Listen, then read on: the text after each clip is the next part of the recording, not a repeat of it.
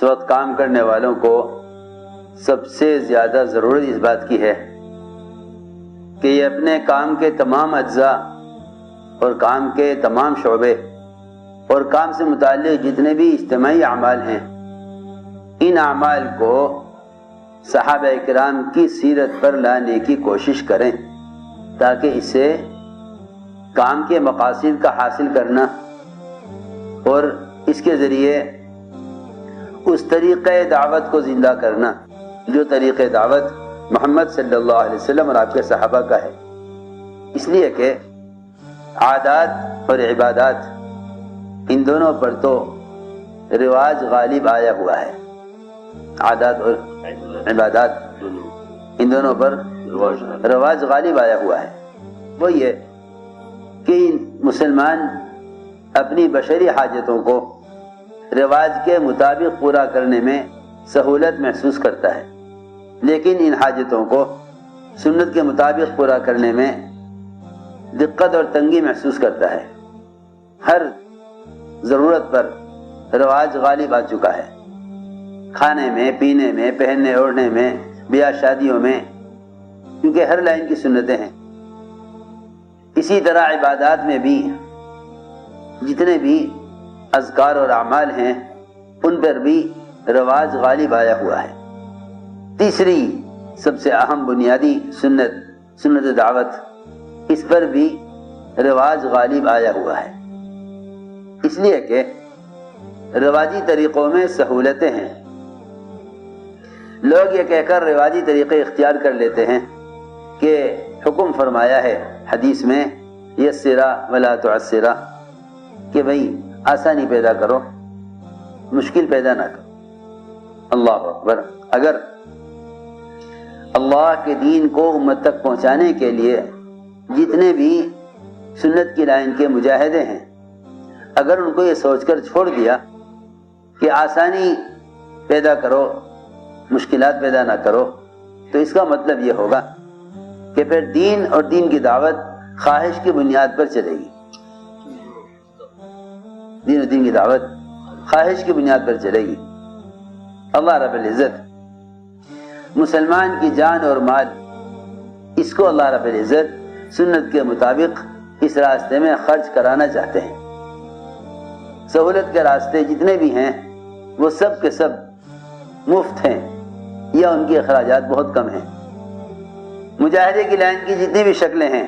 اس میں جان و مال کا کھپانا اصل ہے۔ ہم نے عرض کیا کہ ہر چیز پر رواج غالب آ رہا ہے، اس لیے ذمہ داری یہ سب سے پہلے یہ ہے کہ جتنے بھی اعمال دعوت ہیں ان اعمال دعوت کو صحابہ کرام کی سیرت پر لاؤ۔ اعمال دعوت کو صحابہ کی سیرت پر لاؤ۔ کس عمل سے کیا مطلوب ہے، کس عمل کا کیا طریقہ ہے، کس عمل سے کیا مطلوب ہے، کس عمل کا کیا طریقہ ہے۔ ہمارا دل چاہتا ہے ہر کام کرنے والا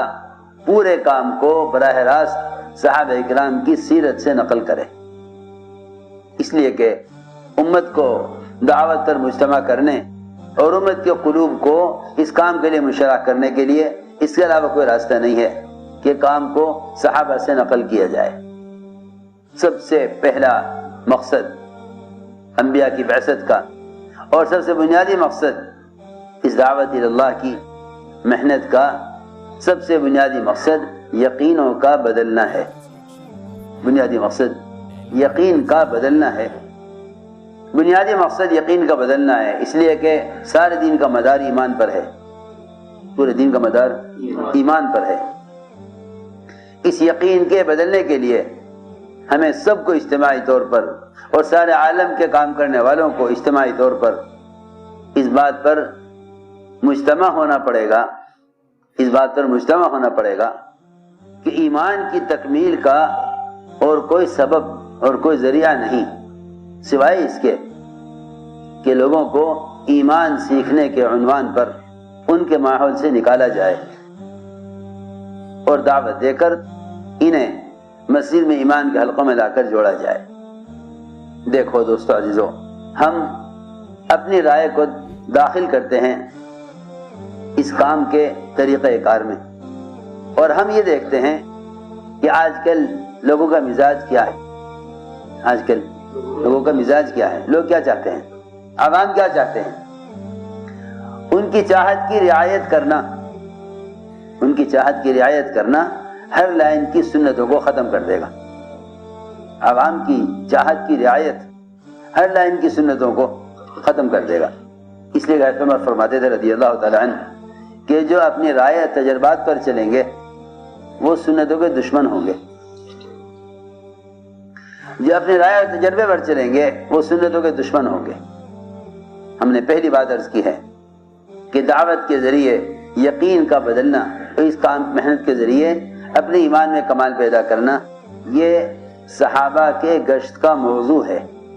اور یہ بات یاد رکھیں سب، ہمارے گشت کا موضوع بھی یہی ہے، ہمارے گشت کا موضوع یہی ہے، ہمارے گشت کا موضوع یہی ہے کہ لوگوں کے پاس چل کر جائیں اور ان کو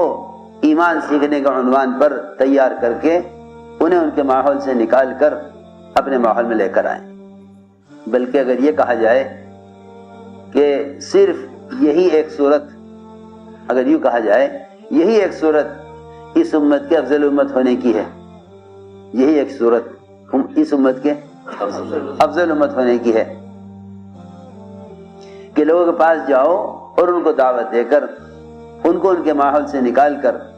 اپنے ماحول میں لاؤ، یہی ایک صورت اس امت کے افضل امت ہونے کی ہے، اور یہی ایک صورت ایمان میں کمال پیدا ہونے کی ہے۔ میری بات بہت توجہ چاہتی ہے، یہی ایک صورت ایمان کی تکمیل کی ہے، اور یہی ایک صورت تمہارے افضل امت ہونے کی ہے۔ میرا عزیز دوستو، کام خوب پھیل گیا آثار عالم میں، ہر شخص کام کو اپنے تجربات، اپنے مشاہدے، اپنی معلومات اور اپنی رائے کے اعتبار سے سوچتا ہے۔ کام کرنے والوں کی ذمہ امانت ہے، کام کرنے والوں کی ذمہ امانت ہے کہ وہ ان 6 صفات کو، جس کو 6 نمبر تبلیغ میں کہتے ہیں، ان 6 صفات میں سے ہر صفت کو براہ راست محمد صلی اللہ علیہ وسلم اور آپ کے صحابہ کے عمل سے، آپ کے اور آپ کے صحابہ کے عمل سے ثابت کر کے سمجھائیں کہ دیکھو یہ چیز یہاں سے ہے، یہ چیز یہاں سے ہے۔ کیونکہ جب اس کام کے متعلق غلط چاہنے والے، جب اس کام کے متعلق غلط چاہنے والے اس کام کے مقابل آئیں گے، اس کام کے مقابل آئیں گے نا، تو وہ تمہارے طریقہ کار کے مقابلے میں ناکام نہیں ہوں گے، وہ پھر براہ راست محمد صلی اللہ علیہ وسلم اور صحابہ کے عمل کے مقابل آنے کی وجہ سے ناکام ہوں گے۔ میں کچھ کہنا چاہتا ہوں، اتمام حجت ضروری ہے باطل کے مغلوب ہونے کے لیے، اتمام حجت ضروری ہے باطل کے مغلوب ہونے کے لیے، اور اتمام حجت ہوگا نہیں، یعنی ذمہ داری ادا ہوگی نہیں جب تک تم سارے کام کو براہ راست صحابہ سے نقل نہ کر دو۔ اس لیے کہ پھر جب باطل آئے گا نا تو وہ باطل براہ راست سنت کے مقابل آئے گا، پھر باطل سنت کے مقابل آئے گا، باطل پھر سنت کے مقابل آئے گا۔ کیونکہ میں صاف طور پہ عرض کرتا ہوں کہ اس کام کے جتنے بھی پہلو ہیں اور شعبے ہیں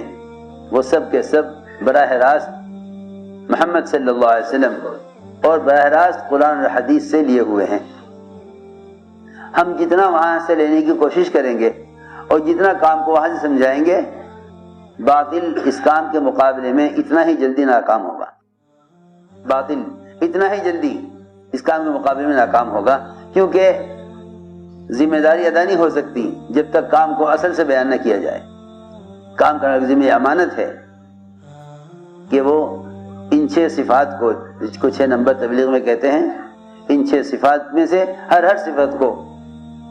براہ راست محمد صلی اللہ علیہ وسلم اور آپ کے صحابہ کے عمل سے، آپ کے اور آپ کے صحابہ کے عمل سے ثابت کر کے سمجھائیں کہ دیکھو یہ چیز یہاں سے ہے، یہ چیز یہاں سے ہے۔ کیونکہ جب اس کام کے متعلق غلط چاہنے والے، جب اس کام کے متعلق غلط چاہنے والے اس کام کے مقابل آئیں گے، اس کام کے مقابل آئیں گے نا،